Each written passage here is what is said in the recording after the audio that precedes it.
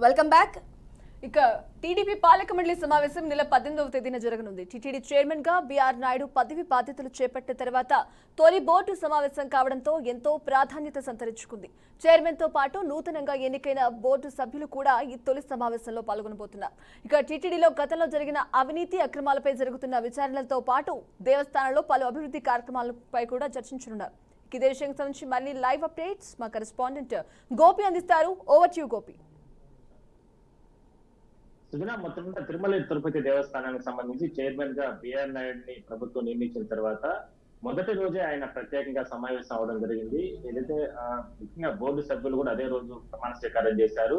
అయితే రాబోయే రోజుల్లో అంటే ఎందుకంటే 5 సంవత్సరాలు వైసీపీ పాలనలో అప్పట్లో జరిగినటువంటి అవినీతి అక్రమాలకు సంబంధించి కావచ్చు, ఎందుకంటే ఇప్పటికే ముఖ్యమంత్రి తిరుమలకు వచ్చిన సందర్భంగా ఎన్నో సార్లు మాట్లాడడం జరిగింది. ఎందుకంటే తిరుమల నుంచే ప్రక్షాళన కొనసాగిస్తానంటూ కూడా గతంలో కూడా చంద్రబాబు చెప్పిన నేపథ్యంలో తిరుమలకు వచ్చిన సందర్భంగా కూడా ప్రధానంగా అంటే నెయ్యికి సంబంధించినటువంటి అంటే లడ్డూ ప్రసాదాలను నాణ్యతలో పెంచేందుకు నెయ్యిలో జరిగినటువంటి అవినీతి అక్రమాల పైన చాలా క్లారిటీగా మాట్లాడడం జరిగింది. ఇప్పటికే సుప్రీంకోర్టు ఆదేశాల ప్రకారం ఒక అంటే విచారణ కమిటీ కూడా నియామకం జరిగింది. అప్పట్లో అయితే సిఐడి అధికారులు ఈ కేసుని ముందుకు తీసుకొచ్చారు. దాని తర్వాత వైసీపీ నేతలు సుప్రీంకోర్టుకు వెళ్ళిన తర్వాత ఆ కేసుని సుప్రీంకోర్టు పర్యవేక్షణలో ప్రత్యేకంగా ఏర్పాటు చేసినట్టు విచారణ కమిటీ ముందుకు తీసుకెళ్తుంది.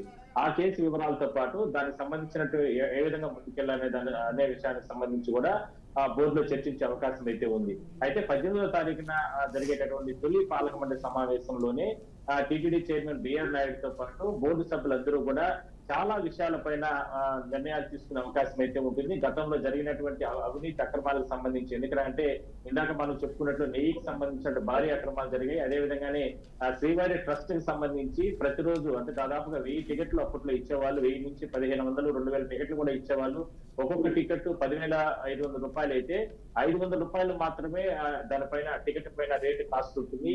మిగిలిన 10,000 రూపాయలు అంటే రోజుకు 2000 టికెట్లు పెడితే దాదాపుగా నెలకి 6 నుంచి 7 కోట్ల రూపాయల వరకు కూడా ఈ డబ్బుల్లోని కూడా ఏ విధంగా అయ్యాయి. ఎందుకంటే పురాతన ఆలయాలు, పాడుపడిపోయిన ఆలయాలకు అన్నిటికీ కూడా పునర్జీవనలో భాగంగా అప్పట్లో డబ్బులంతా ఖర్చు పెట్టామంటూ కూడా రకరకాల లెక్కలు టీటీడీ చెప్పడం జరిగింది అప్పట్లో ఉన్న అధికారులు. వీటన్నిటి పైన కూడా పూర్తి స్థాయిలో సమీక్ష చేసిన తర్వాత ఎక్కడెక్కడ భారీగా అవినీతి జరిగిందనే దానిపైన కూడా 18వ తారీఖు జరిగేటటువంటి పాలక మండలి సమావేశంలోనే బోర్డు సభ్యులు చైర్మన్ వీళ్ళందరూ కూడా ఒక నిర్ణయం తీసుకుంటారు. అదే స్థాయిలోనే ఇప్పటికే దాదాపు 5 నెలలు కంప్లీట్ అయింది, 6 నెలలు కూడా ఇచ్చేస్తుంది. కాబట్టి ఎన్డీఏ ప్రభుత్వం అధికారంలోకి వచ్చిన తర్వాత తిరుమల శ్రీవారి ఆలయంలో ఎన్నో సంస్కరణలు చేయాల్సిన అవసరం అయితే ఉంది. ఎందుకంటే ఇప్పటికే ఆ స్వామివారి దర్శనానికి దగ్గరికి వెళ్లే సమయంలో చాలా మంది దూరం నుంచే అంటే మహాలయ దర్శనంలోనే దగ్గరికి వెళ్లకుండా దూరం నుంచే అధికారులు బయట పంపించేస్తున్నారు.